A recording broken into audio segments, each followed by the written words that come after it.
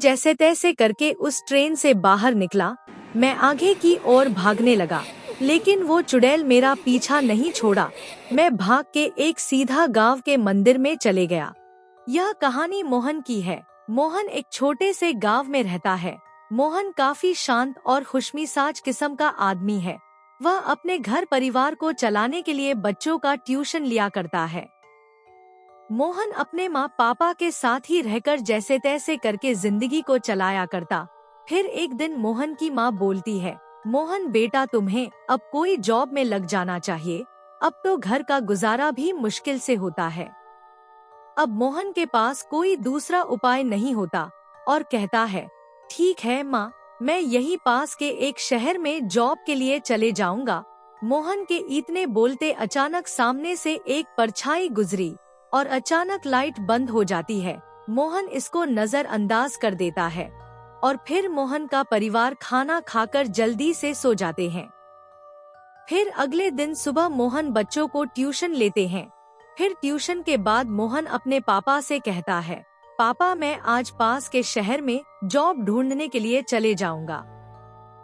फिर उसका पापा बोलते हैं, ठीक है चले जाना, लेकिन जाना तो रात में परफ्यूम लगाकर मत जाना और रास्ते में पीछे मुड़कर मत देखना। मोहन को अपने पापा के बात को सुनकर बहुत अजीब लगा, लेकिन वह इन सब पुरानी बातों को नहीं मानता, क्योंकि मोहन एक पढ़ा लिखा लड़का रहता है। मोहन का ट्रेन रात को 1 बजे रहता है, लेकिन वह अपने पापा के बातों को नहीं मानता और परफ्यूम लगाकर शहर निकल जाता है।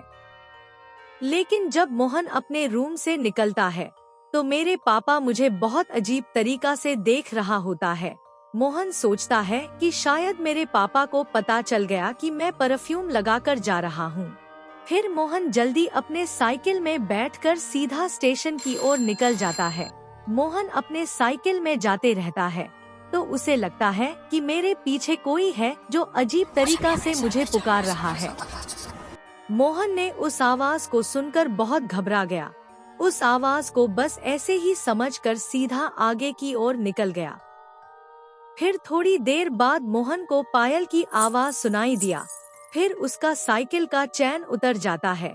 काफी रात हो चुका था। मोहन उतर के अपने साइकिल के चैन को ठीक करता है तो उसे लगता है कि कोई मेरे साइड दौड़ते हुए आ रहा है। फिर मोहन जल्दी चैन ठीक करके चले जाता है। फिर वह स्टेशन पहुंचा। स्टेशन पहुंचते ही देखा कि स्टेशन सुनसान है और यहाँ कोई नहीं है, न स्टेशन मास्टर भी। फिर मोहन स्टेशन में बैठ जाता है, अपने ट्रेन का इंतजार करता है। वह जब स्टेशन में बैठा रहता है तो उसे लगता है कि उसके पीछे कोई खड़ा है। जब मोहन पीछे मुड़ा तो पीछे कोई नहीं रहता। फिर कुछ देर बाद मोहन का ट्रेन आ जाता है। मोहन उस ट्रेन में चढ़ जाता है।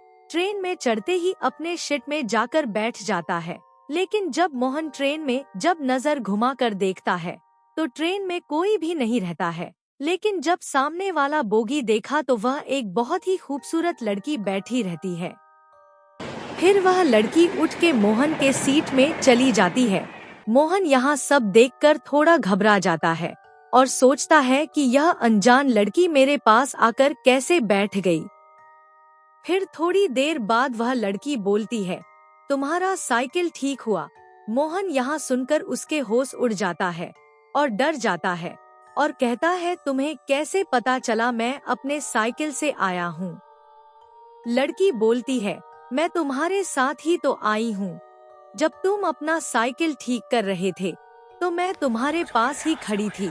मोहन उसकी बातों को सुनकर सोचता है कि यह कोई चोर तो नहीं जो मेरा पीछा कर रही है। मोहन उनकी बातों को सुनकर काफी घबराने लगा और डरते डरते उससे थोड़ा दूर होने लगा। फिर लड़की बोली, तुम यही पास के गांव से आए हो ना? तुम्हारा साइकिल बीच में खराब हो गया था ना? मोहन यहाँ सारी बातें सुनकर पसीना पसीना हो गया और सोचने लगा, इसे कैसे पता चला कि मेरा साइकिल खराब हो गया था और मैं बीच में रुका था। फिर मोहन उससे पूछता है कि तुम्हें कैसे पता कि मेरा साइकिल खराब हो गया था? लड़की मन ही मन मुस्कुराने लगी। फिर मोहन मन ही मन सोचता है कि कोई यह आम इंसान नहीं है, यह शायद कुछ और है। ऐसे करते करते अगले स्टेशन आ जाता है। फिर मोहन स्टेशन से उतरने की कोशिश किया, लेकिन वह लड़की उसे रोकने लगा। जब मोहन ने उसकी तरफ देखा तो उसके पैरों तले जमीन खिसक गया। उसने देखा कि उस लड़की के पैर उल्टा है और वह देखते ही देखते अचानक एक भयानक चुड़ैल में बदल गई। मोहन यह सब देखकर काफी ज्यादा डर गया और वहां ट्रेन से कूदने की कोशिश किया, लेकिन चुड़ैल ने उसे पकड़ लिया था। जैसे तैसे करके मोहन ने उस ट्रेन से कूद गया और वह सीधा पास के गांव के मंदिर में चले गए। वहां पहुंचते ही मोहन ने सारी बात पंडित को बता दिया और सुबह होते ही पंडित ने पूजा किया। पंडित ने मोहन को एक ताबीज दिया और कहा, इस ताबीज को कभी मत उतारना। फिर उसके बाद मोहन अपने घर की ओर चले जाता है। घर पहुंचने के बाद मोहन अपने माँ बाप को सारी बात बता देता है और उस ताबीज को आज तक नहीं निकाला।